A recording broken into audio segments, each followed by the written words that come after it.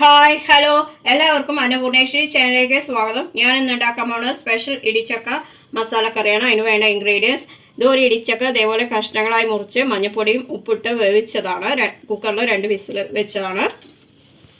പട്ടയുടെ ഇല, 5 ഏലക്കായ്, 1 ടീസ്പൂൺ ചെറിയ ജീരകം, 3 സവോള കൊത്തിയരിഞ്ഞത്, 1.5 ടീസ്പൂൺ മുളക് പൊടി, 3/4 ടീസ്പൂൺ മഞ്ഞൾപ്പൊടി, 1/4 ടീസ്പൂൺ മല്ലിപ്പൊടി, ജീരകപ്പൊടി, 2 മീഡിയം സൈസ് തക്കാളി ഇതേപോലെ കൊത്തിയരിഞ്ഞത്, 1.5 ടീസ്പൂൺ ഇഞ്ചി വെളുത്തുള്ളി പേസ്റ്റ്, ഉപ്പ്, മല്ലിയില, ഇത് 3 പച്ചമുളക് നീളത്തിൽ കീറിയത്. ഇനി നമുക്ക് പ്രിപ്പറേഷനിലേക്ക് പോവാം. പോട്ടിൽ ഓയിൽ ചൂടായിട്ട് നമുക്ക് ജീരകം ഇടാം. അതൊന്ന് പൊട്ടട്ടെ. ഏലക്കായ ഇടാം.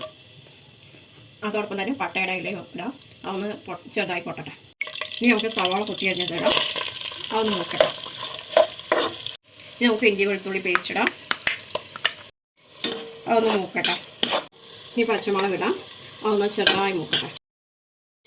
ഇനി നമുക്ക് മുളക് പൊടി മഞ്ഞൾപ്പൊടി ഇടാം. നമുക്ക് 1 ടീസ്പൂൺ ജീരകപ്പൊടി ഇടാം.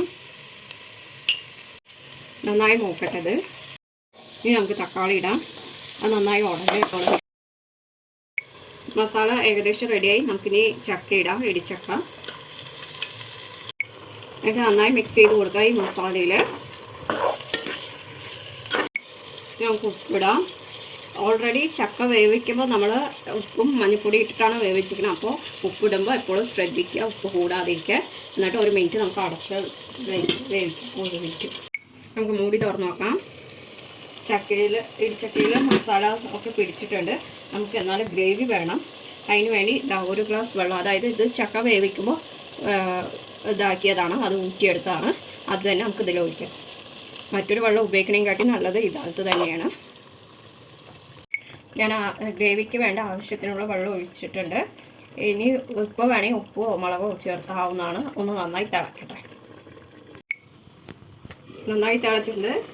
അങ്ങനെ നമ്മുടെ കറി റെഡി ആയിട്ടുണ്ട്. നമുക്കിനി മല്ലിയില ഇടാം.